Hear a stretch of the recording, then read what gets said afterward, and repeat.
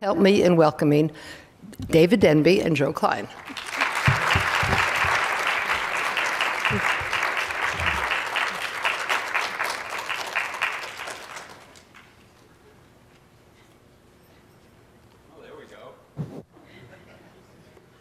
Hi, everyone. Ed Koch, who was mayor of New York when I was writing columns for New York Magazine, once had a stroke. And he was rushed to Lenox Hill Hospital. And at that point, the president of the city council was a fellow by the name of Andrew Stein. Some of you may remember him. He was not the brightest bulb on Broadway. And he rushed to Lenox Hill Hospital and rushed to Ed Koch's room. And then he rushed downstairs to hold a press conference. We were all there because that's what you do. And Koch, who was umbilically connected to news radio, was listening upstairs. And Andrew Stein said, the mayor is okay. He's just speaking a little bit more slowly than usual. And Koch immediately sent his press secretary, George Arst, down to meet the press. And George said, yes, the mayor was speaking a little bit more slowly than usual, but he always speaks more slowly than usual when he's speaking to Andrew Stein. Now, David. What is it about? John Lindsay would never have done that. David Dinkins would never have done that. What is it about Jews that at a moment of crisis, when you've had a stroke, your first impulse is to tell a joke? Oh, these four were all a lot smarter than Andrew Stein. The idea was to find people who were born at a certain time and who'd entered into new conditions and changed them. So they were all born after the First World War. Lenny was the oldest. Mel, who's about to be 99, was the youngest. And they all matured after World War II and triumphed by means of their own gifts, which were enormous, and by means of new media. Television, the long-playing record, mass-market paperbacks, easy travel from one place to another. So there were, of course, many distinguished Jews that one might have chosen, and people have been saying, why not Saul Bellow? He was actually a little earlier, or why not Philip Roth? He's a little bit later. But these four entered the media and conquered the media and were media figures in ways that were impossible. The other thing was that the 60s was a good time for Jews. In the 70s, there was a reduction of anti-Semitism, often because of what Jewish organizations like the Anti-Defamation League had done, the horror of the Holocaust, the thing you were not supposed to talk about, which was high income levels. Simon Kuznets, the Nobel winner, did talk about it.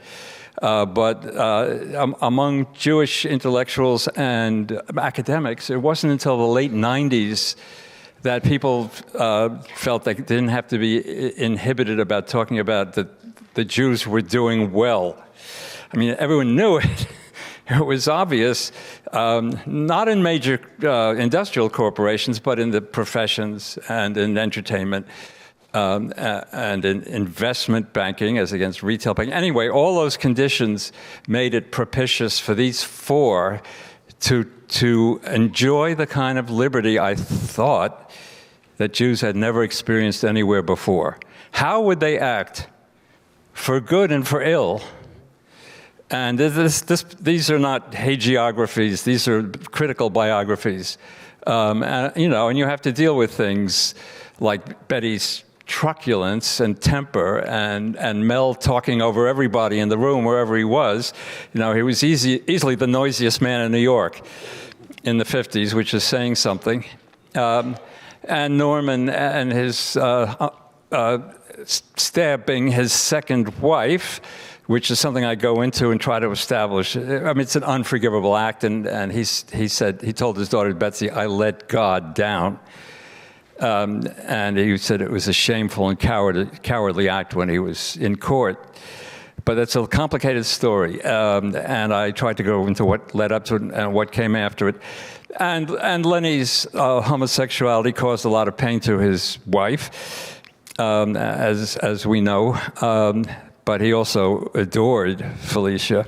And one of the nice things about Brad Cooper's movie Maestro was that you got a sense of who Felicia was.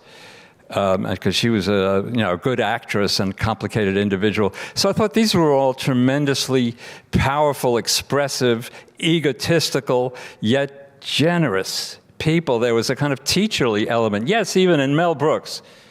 Yes, if you think about Springtime for Hitler, the hilarious number in The Producers, what in the world was he doing there? And of course, it's so funny that believe me, it caused a lot of consternation in the late 60s. The Holocaust was still fresh enough in people's memory to turn this thing into a joke. But even more extraordinary is the Inquisition, another musical number in History of the World Part 1. You can see it on YouTube. It is the damnedest thing. Inquisition, what a show, the Inquisition. Here we go, we know you're wishing that we go away. But the Inquisition's here and it's here too. Hey, Torquemada, what do you say? I just got back from the auto de fe. Auto de fe? What's an auto de fe? It's what you oughtn't to do, but you do anyway. Skit, scat, and voodly vat until the day when you convert. No, no, no, no. Will you confess? No, no, no, no. Will you re-fight? No, no, no, no. Will you say yes? No, no, no, no. And it's Mel as Torquemada singing and dancing in a red cassock with a lot of monks around him and Jews strung up and being tormented in various crazy ways. Nuns coming in, ripping off their garments, and it sort of becomes an Esther Merman movie where they go into the water, Esther Williams, one after another. What in the world was he doing? And I tried to get an answer out of him, and like most popular entertainers, he doesn't like to make big claims for himself. John Ford, great director, showed up at some meeting in Hollywood and said, "I'm John Ford, I make Westerns." That's all. And so Mel doesn't, he's very, very bright, and he's read a lot of history. He's very conscious of the situation of the Jews at different times. But he said, and it was his way of teaching toughness.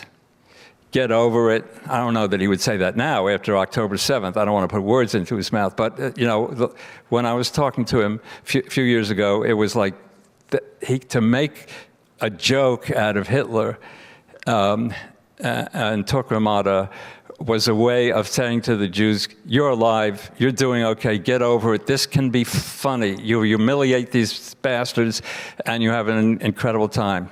So I thought that was a kind of bravery. And he didn't, and he got a lot of letters on both cases. I panned History of the World Part 1 in New York Magazine. We were both at New York Magazine at the same time, and I now look at it, and I think it's the greatest thing he ever did. So I've changed. Well, one of the interesting things, many interesting things about this, and I'm going to ask you about each of the four, but this is a very personal book, and your relationship, you knew two of the four? Yes, I interviewed Mailer for a New Yorker piece in '98. He could not have been nicer. His bellicose days were over. His hard drinking days were over. And I ran into him a few other times after that. And Mel, I've spent some time with and talked to him on the phone, and he quite a lot. He's very, very precise. You think, oh, he's wild, crazy. When he speaks, he knows exactly what he wants to say, and he says it in the fewest possible words. And I said, why is that? And he said, we comics in the Catskills, we had 3 minutes. Get out there, kid. You have 3 minutes. You had to say everything in the shortest possible version. So those two I knew. Lenny was someone in my head I went to his concerts, his conducting of the Mahler's Third Symphony with the New York Philharmonic in 1961. I was there, and it just opened up a kind of flood tide of emotion in me. And those of you who know the symphony know it has an incredibly long, slow, last movement. And a lot of the Bernstein section is about Mahler and what he represented as an American Jew who was teaching the Europeans how to play their own music, the Vienna Philharmonic no less. This was your music and you wouldn't want to play it? He was going to make them play it. And he did. And Norman, we read him. I was an undergraduate at Columbia, and we read these astonishing pieces about the political conventions. You remember? Yeah. Yeah. I just reread them last year, and they certainly hold up. They're amazing. Miami and the Siege of Chicago, the evocation of what Miami is like and what, the Humphrey and Nixon were like and all of that. And then the Kennedy Convention 8 years earlier, which was the first time he did it, and his descriptions he just didn't, count delegates and report speeches. And there's an art to doing that too, of course, but he got the atmosphere, the mood, what does it mean, the smoke in the rooms? What kind of bodies did the delegates have? What did that represent? He was always trying to get the soul of the country, the underneath, the lava flow of the unconscious life in America. And he was better at it as a journalist than as a novelist. The first novel is the Second World War novel, The Naked and the Dead, which is very good for two things. It's a portrait of the male body pushed to the utmost of fatigue, in the Pacific and World War II. And his sense that there was a kind of fascist element in America, and it comes out in some of the officers in their relation to the men.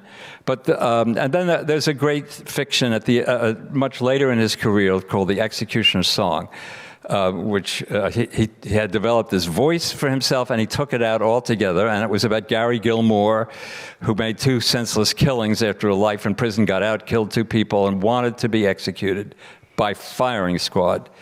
And Mailer got interested in it after it happened and spent 8 months out there, and he took his voice out altogether. It's a completely non-egotistical masterpiece. And he recreated the life of South Central Utah. And Joan Didion, whose review in the Times is itself a work of literature, when the book came out, The Executioner's Song, said no one but Mailer could have written this. No one could have gotten the modern West, because to really know it, you could never write it down. It was just the blankness, the lack of connection, all of that. He got all of that and made the connections. So, I'm nothing like any of them. Mm-hmm. I don't box with my sons like Norman. One of his sons, Mike Mailer, turned out to be a pretty good boxer. He's a movie producer. But he was in the Golden Gloves in Boston when he was at Harvard. I'm not truculent normally and aggrieved like Betty. And that's a whole complicated story in itself. I love music and don't play anything. I'm a music lover. So I'm not like any of them. They're kind of unfulfilled desires of a life not lived, and I communicate with them in my head. And why did you do this? Why didn't you do that? And so on. But it's the people I'm not, mm-hmm. which the book turned out to be. So it's kind of personal relationship of unfulfilled desire. But I think the most personal part of it is the Bernstein. I think that you are most passionate about him, and maybe in a way kindest to him of the 4, even though he caused a great deal of pain. Lenny had a very peculiar problem, which most of us are not cursed with. He was talented at 6 things. Most of her, we're talented at 1 or 2 things. Now, I can make a decent omelet. That's about it. He was talented at 6 things, and that's in the movie, in Brad Cooper's movie, and so he was constantly disappointing people who wanted more of him to do what they loved, whether it was, television, the young people's concerts, or more conducting, or more classical composing, or more Broadway shows. And he was actually, for all his ebullience and his ease, he was in anguish over this a lot of the time. And the main thing that upset him was that he hadn't become quite the great classical composer that he wanted to be. Now, I think a lot of this work has been rediscovered. And there were people who were ridiculing his classical work in the 80s who are now rediscovering them. And you have to listen to the Serenade for Violins and Strings. That's a great piece. And the Kaddish Symphony, he was very drawn to Jewish themes, which has a narrator addressing God like Job. I wish some great poet would rewrite the narration, but it's a little bumptious. But a lot of the music is very good. And the Broadway shows, of course, West Side Story being the kind of universal classic. I mean, kids in Tokyo who were 8 put it on. No joke. I mean, it's performed everywhere. But after the 4 shows, and Candide, which is sort of a potpourri of musical themes from all of classical music, and it's an operetta, probably the greatest American operetta. These things have all held up and triumphed, but he had a lot of trouble after that writing a Broadway show because he wanted to make a big statement. He wanted music to solve everything. If he were alive now in light of this crisis, he would be conducting and making music. He'd be making speeches too, which was not very good for him. But he would, Beethoven's Ninth with its message of universal brotherhood that was playing in his head all the time. He thought music could conquer everything. The toughest nut of the 4, it seems to me, for several reasons, is Betty. One reason is she's the only one of the 4 who's not from here. Bernstein is from Boston, which is like a northern suburb of New York. And Mailer is from Brooklyn. Manhattan is a suburb of Brooklyn in the Jewish world. And Mel Brooks was from Manhattan, yeah. But Betty Friedan's from Ohio. Peoria. Oh, Peoria, Illinois. That's yeah, right. Southwest of Chicago. And she's a woman. And all of us know this person because she shows up at Thanksgiving and we wish she wasn't there. But that must have been really difficult for you, but you brought it off. And tell us about the challenge of writing about Betty Friedan. Well, the challenge is she's not very likable. But I treat her as a heroine. She was a plain girl in Peoria, where there was a synagogue and there was a Jewish minority, but it was a town dominated by the Protestant churches, and it was basically conservative, although it also had a wild side. You remember people used to say, "But will it play in Peoria?" Meaning a TV commercial, a book. Music. Well, Peoria had a wild side. It was on the river, and there were brothels and everything. But the notion of Peoria was that it was this, the dullest town in America. A little bit unfair. But anyway, she was a great student.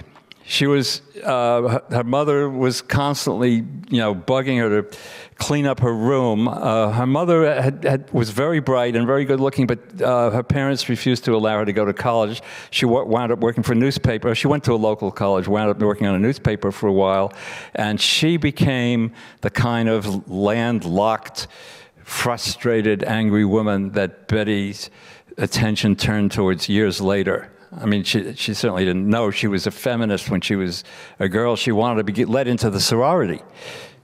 It was a big deal if you didn't get, and her parents didn't get into the country club. Her father had a jewelry store. All these people, by the way, except for Mel, who grew up on the streets, came out of a commercial background. They were not intellectual background. They were in business. Father had this, what Betty called, without irony, the Tiffany's of Peoria. But his friends wouldn't talk to him after business hours. So at 6, it was over.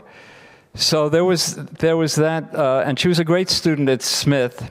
And younger women, the other young women would come to her, at 2 a.m. to talk over their problems because she was smart and she had a fantastic ability to organize an enormous amount of information. She was like a revolutionary, intellectual from pre-Soviet Russia. She was fast and furious.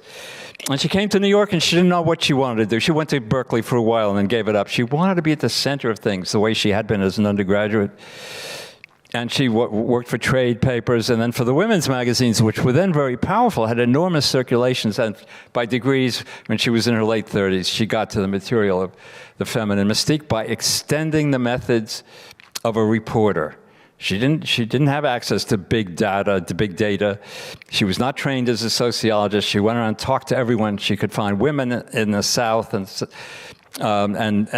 east of the United States. And she put together this fantastic book, which, by the way, is still very much worth reading. The Feminine Mystique, 1963. It sold 60,000 copies, which was actually very good, but she and her husband kept bugging the poor publisher, and it then went into mass market paperback. You remember there used to be a kind of circular metal rack at the front of drugstores, and every when we were kids, there was those mass market paperbacks, and they had Shakespeare, and they had, I don't know, Pearl Buck. And they had the Feminine Mystique, and it sold 1.3 million copies in the year after when it was published. So her publisher, George Brockway, took her to lunch and said, well, let's talk about our next book. What are you going to do next? And she said, you're not going to get my next book. There isn't going to be a next book. You made me feel so Jewish for pushing my book. Fuck you. There's an echo there. This is not the best place for profanity, but at her 80th birthday, she went out to visit her friends who were in Puerto Vallarta, and they picked her up. They were a little worried because she had to make changes in the plane. She had to change planes and everything. They were a little worried about her. She arrived fine, and her friend Muriel Fox was taking her across the street. They were going to go look for whales, and Muriel put her arm in Betty's arm, and Betty shrugged her off and said, fuck you, Muriel. So there was an insistence on... I think God has heard this word before, so don't worry about it. I've heard it before. There's an insistence on independence, on selfhood. She was a very sexual woman, and that was very important to her. She really liked men. It was women she had trouble with. And she was in an abusive marriage, and it was mutually abusive. And you can read about it in her autobiography. It's amazingly candid. And so there's a lot of contradictory there. She's like looking forward and looking backward at the same time. And she lost control and the adherence of a lot of younger women in the late 60s by her loathing of lesbianism, which she thought was some sort of, I don't know, FBI or CIA attack on her, and things like that just are not worthy of an extremely intelligent woman. But she carried on for another 30 years. And what is the phrase from rabbinical writings? I'm going to get it wrong. You can't if you can't complete, you may not be able to complete the task, but it's not yours to abandon it. That was her fate. She kept on going forever, and by the way, vamped elderly men, age-appropriate men, after she finally got rid of her no good husband after 22 years. So I mean, she's a difficult character, and I think I could have talked to her. I think I admire her. The later writings are mainly speeches that are thrown together, and she wrote a book about aging, and she tried to challenge all the shibboleths about aging as she was getting older. So there was an enormous character there, and she found pleasure wherever she could. I'll say that for her. You made me feel so Jewish, she said to the editor. To Brockway, yeah. Yeah, which brings up the elephant in the room. I always thought that the real three denominations of Judaism weren't Reform, Conservative, and Orthodox. They were business, showbiz, and academic professional. Academic/professional. But the through line in all of these is this wild-ass creativity. And, you know, we've all thought about this and read about it and experienced it in our families and friends. But having spent a couple of years with these four people, I'm sure you spent a lot of time thinking about the nature of Jewish creativity and why everybody hates us so much. Well, the Jews were the victim of a joke. They were the chosen people, and yet they were defenseless everywhere in the old world. I mean, there were golden ages, you know, of accomplishment, like Napoleon emancipating the Jews in France, and it all ended disastrously, and until they got here and to Israel, and not everywhere, and not at all times, but you know what I mean. And so there was a kind of temperamental eagerness to excel, because you couldn't be sure you weren't going to be chased or hurt or thrown out. And so the mania for education, which not only affected men, Jewish families. My parents had no education at all. They were middle-class businessmen, and as long as I had a book in my hand, they thought there was a halo over my head. They never said, "Why aren't you a doctor?" You know, there was none of that. There was a mania for education and a reverence for the great things of the past. I mean, it was not unusual in the Lower East Side. When they lived in these awful apartments, you know, the dumbbell apartment with a hallway between two rooms, but there would be a window into a kind of courtyard, and music would come into the courtyard. Someone was playing a violin. It was not unusual for workmen to read Tolstoy on Sunday. You know, and these were people working in sweatshops. There was a necessity to make the most of yourself, and there's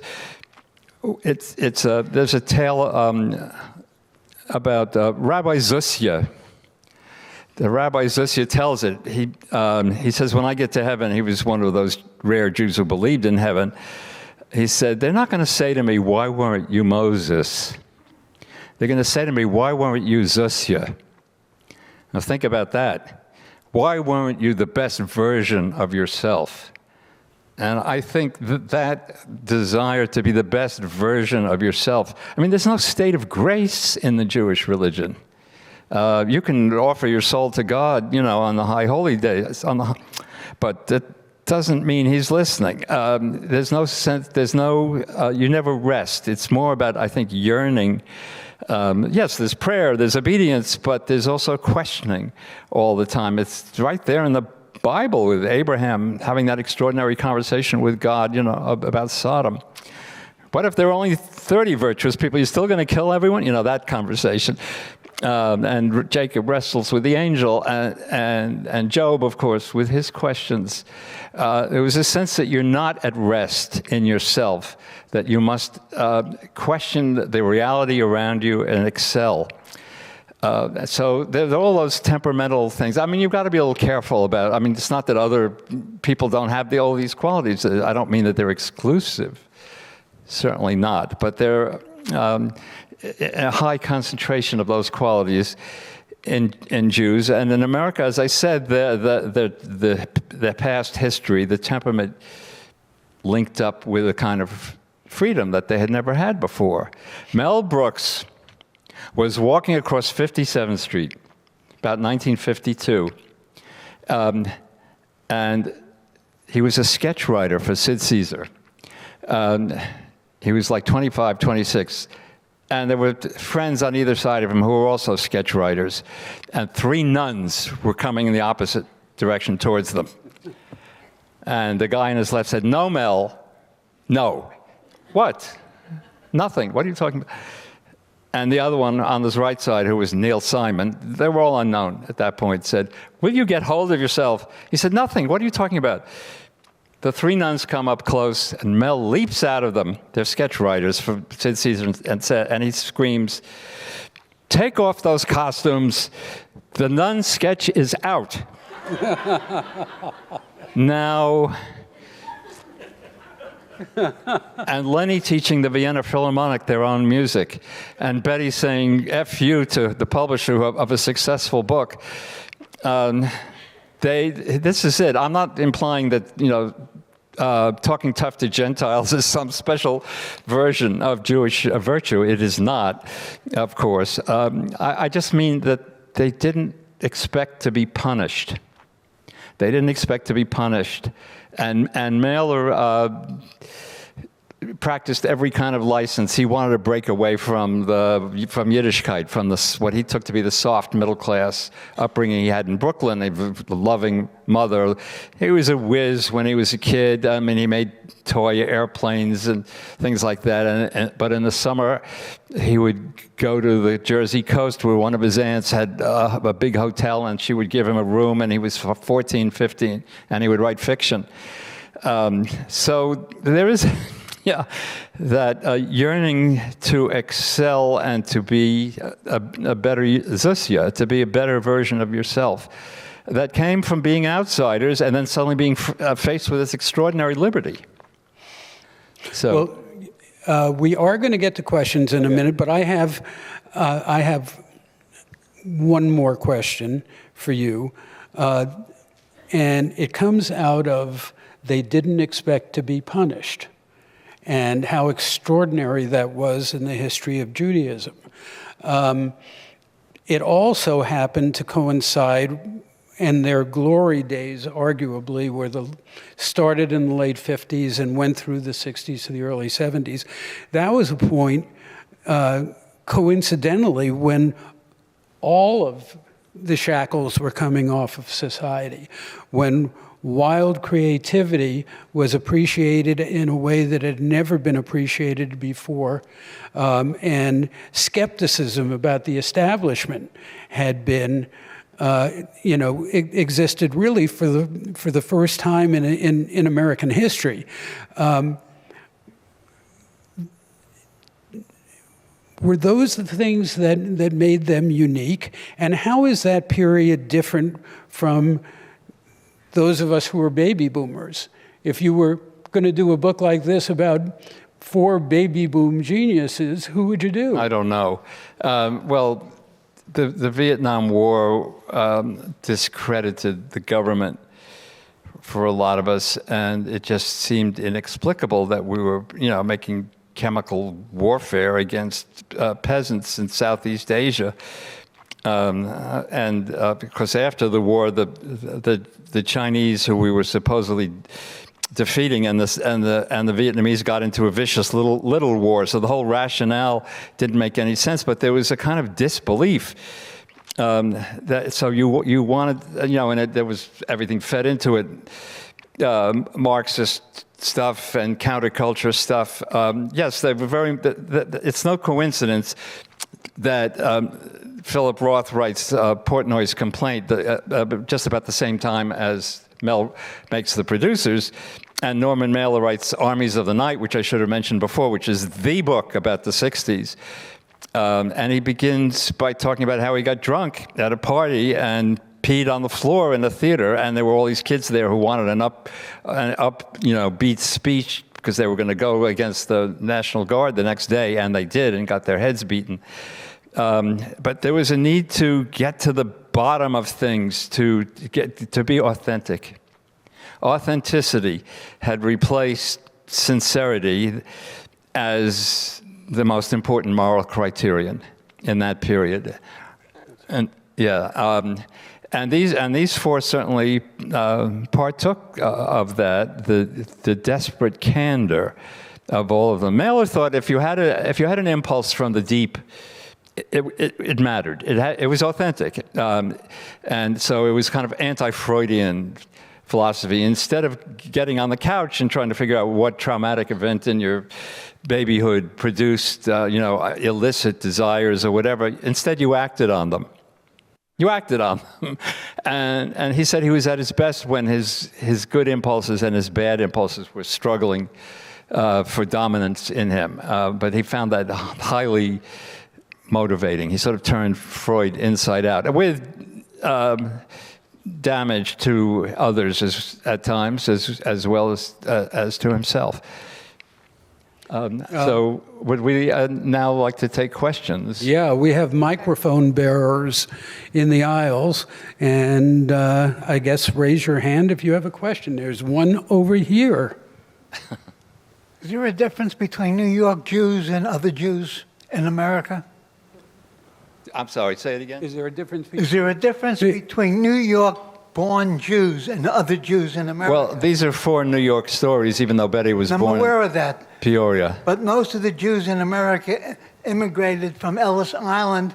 From Brooklyn after World War II, they went across the country. Yeah. So, I don't think any Jews, came from New Orleans or came into Atlanta or anywhere else. But their children grew up in that kind of environment. So it's not a New York Jew. Right. Well, there are extraordinary people everywhere, and there are extraordinary communities of Jews everywhere. But these were 4 New York stories because New York was the cauldron after World War II. It was the financial capital of the world. A lot of money flowing in from South America and other places, and many people feel it was the arts capital. That's a controversial point of view, but there was a great. The abstract expressionists, there was a great period in dance, and there was a tremendous number of writers. But there were, regional, San Francisco had its whole culture too, and Chicago, of course. But these 4 were New York stories, and it's central to the immigrant experience in New York. Could I just add to that? I started my journalism career in Boston, and I remember a Jewish reporter for the Boston Globe saying to me, "Oh, you New York Jews, you really think you're a majority group?" Thank you very much. Your title, Eminent Jews, is a nod to eminent Victorians, I imagine. The title, Eminent Jews, references Lytton Strachey's right. Eminent Victorians. And that idea of biography is very particular. He obviously wasn't, Victorianism in Strachey's view was not to be celebrated. So right. How did you choose It's this a title?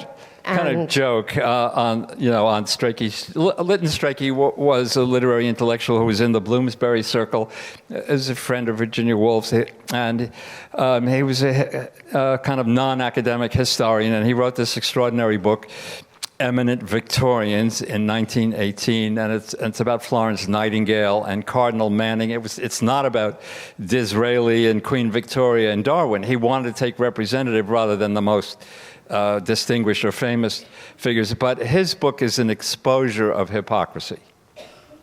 It's a wicked book. It's very, very funny. Bertrand Russell was a conscientious objector in the First World War, and he was in prison, and he was reading it and laughing it to the point where the guard had to come around and said, "Laughter is not the kind of behavior we expect in this prison."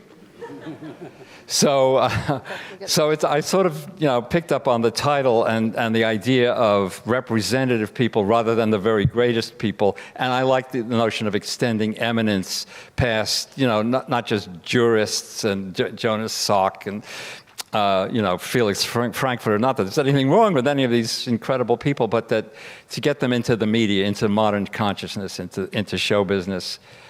So Mel Brooks was always going to be one of them. There is a big book coming out on Sid Caesar, by the way, in the fall. It should be very good. I'm not sure what defines a Jewish movie, but if we were to ask you what you think some great Jewish movies are, how would you respond? Well, there was nothing in the 30s because the Hollywood bosses, who were all Jews, finked out. You know this. I mean, they kept any mention of Jews absolutely. Even in the life of Émile Zola, who championed Dreyfus, the word Jew appears for like 2 seconds on a page of paper. The word is never mentioned. They were terrified of losing their audience overseas. At the same time, personally, they contributed a lot of money to anti-fascist causes. But so there was Jewish filmmaking in New York, in Yiddish.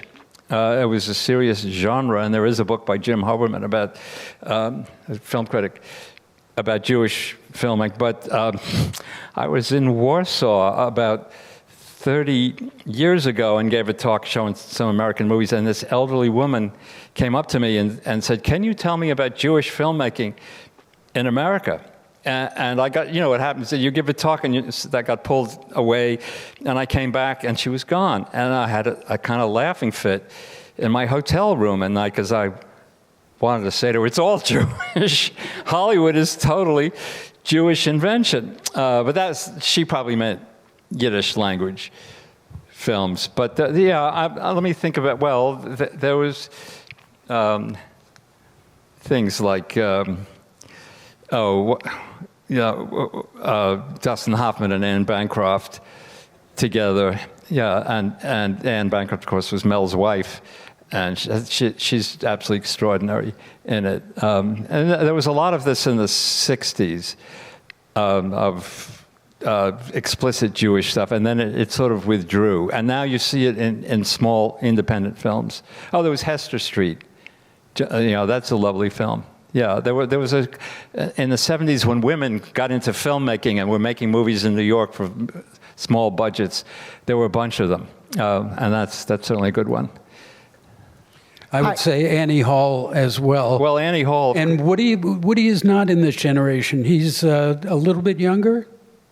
Yes, I would make a case for Woody, and he should be revived from cancellation. I mean, anyone who made Annie Hall and Manhattan and Vicky Cristina Barcelona, whatever that was called, and he's made 4 or 5 very great movies, I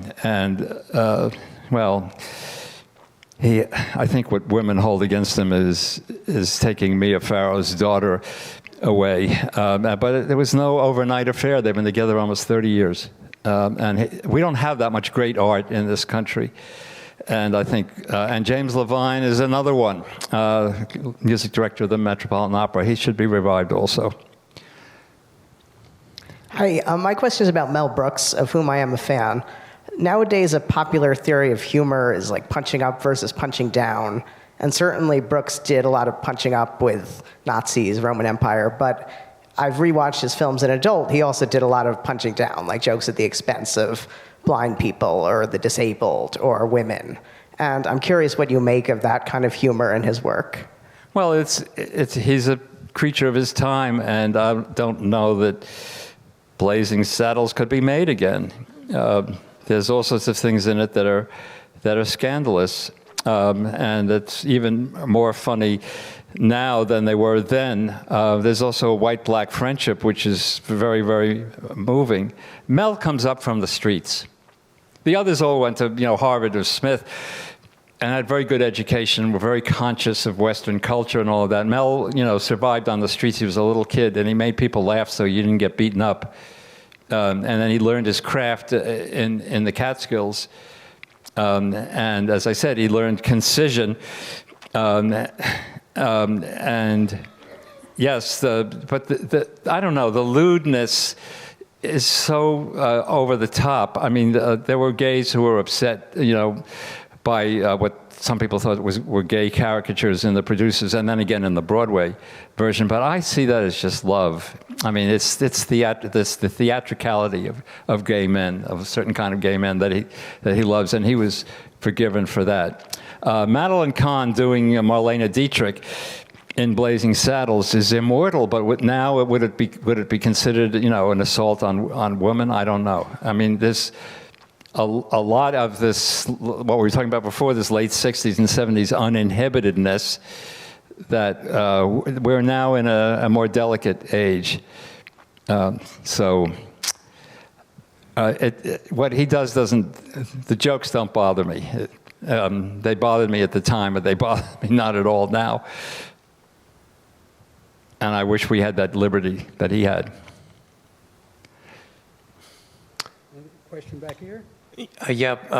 First of all, I'm a big, long-time fan, along with the person who invited me to this, of both of yours, going back to your New York days. And in response to the comment about New York Jews being different, I say this as a Reformed Jew from Phoenix, Arizona, which when I grew up was like, I used to say was like being Catholic. Yes, New York Jews are different, but I've been here for 40 years, and I mean that very positively.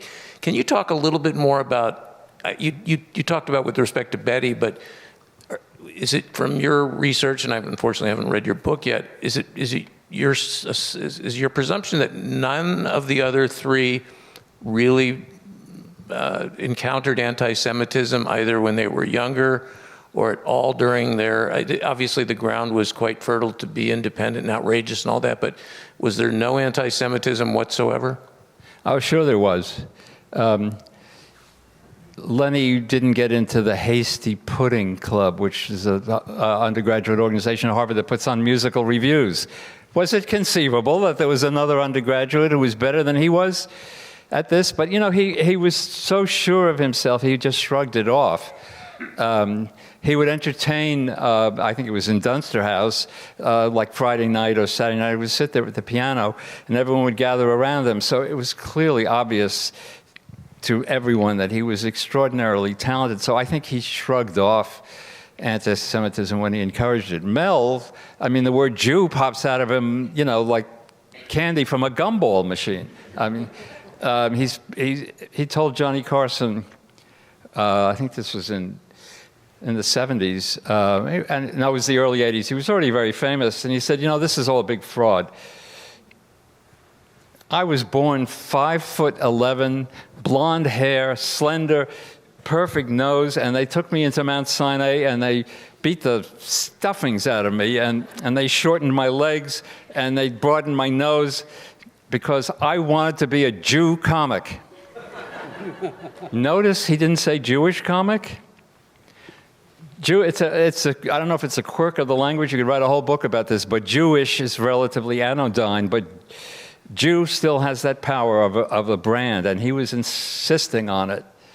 Mailer was running away from being Jewish and running towards it at the same time. It's very complicated, and I try to straighten this out. And Betty was not observant, though she studied late in life. She got interested in Los Angeles and then at Brandeis in the Talmud and in Jewish studies.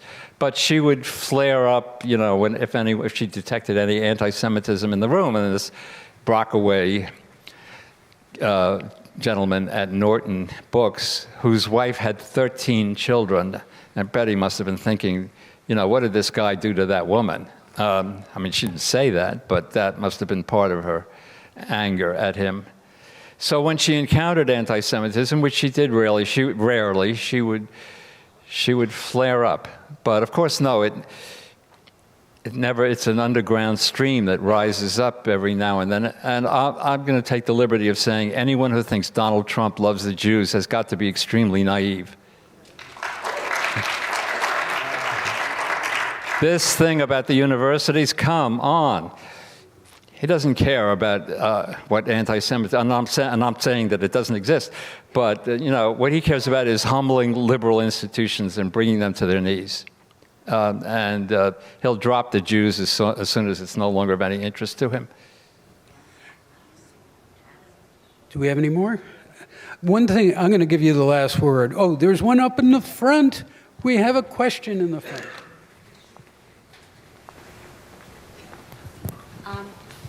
I just heard something on NPR yesterday about the Esther Project, which is written by the people who wrote the 2025 Project. Do you know anything about that? It's supposed to be to get rid of people who are against Jews. Yeah, I don't know about it, but I wouldn't trust them. I think it's an opportunism to humble liberal culture. And, the arts are the next thing, by the way. They're going to cut the National Endowment for the Humanities and the National Endowment of Arts and your local dance company in, I don't know, making this up, Tulsa, or your museum or something. Those things are going to disappear. That's what they want. And they want to reestablish the white Christian male as the type of humanity, and everything else is lesser. And that's what we're in. What a thing to end on. Well, we're not done yet. The one thing that everybody in this audience should know about this book is that it's not only a joy to read, and it's not only wildly intelligent. David and I have been colleagues at the New York and at the New Yorker. I was in Boston also. And he was in Boston. He was in Boston. But were you in the underground press? Yes, you were. The Phoenix. He was at the, yeah. Phoenix. Yeah, me too. But this book kind of cuts against the zeitgeist right now, because it is a celebration. And I think very consciously so on your part. And it occurs to me, listening to you tonight, that the times we're living in now are kind of the opposite of the times, in some ways, that your four geniuses thrived in. That this is a time of illiberalism, and a good part of it, it happened in a couple of the questions. A lot of it came from the left. A lot of the illiberalism, a lot of what Americans reacted to with Donald Trump was a reaction against kind of elitist, Jewish, coastal sensibilities.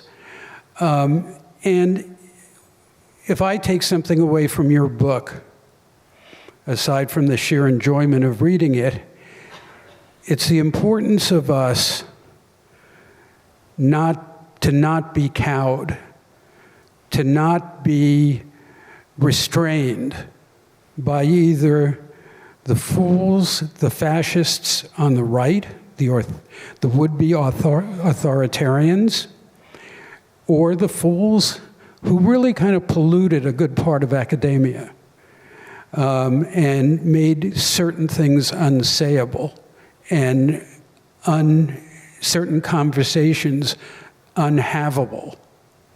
The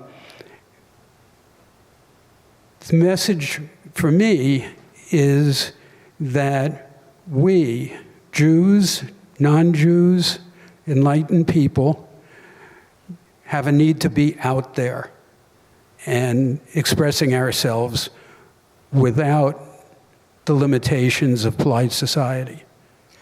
I absolutely agree that certainly the message of the book, and it wasn't there when I began writing it sometime around the Korean War, is be not afraid. Because these four were not afraid of anything. Mel makes jokes that might offend Jewish audiences. Bernstein couldn't stop making speeches and devoted himself to enlightening everyone, even when sometimes they didn't want to be enlightened. They weren't afraid of anything. Betty, you've heard. And Norman, as I said, was running away from being Jewish and running towards it at the same time, and thought he had to remake himself. He wanted to be Rabbi Zusia, the better Zusia, all the time. And so, the message is be not afraid, express yourself. And it's very important that we gather together and air these views, these upsets, and these hopes. So I think, can we thank you all for coming? And congratulations, David, for what you've done. And thank you very much. Thank you, Joe.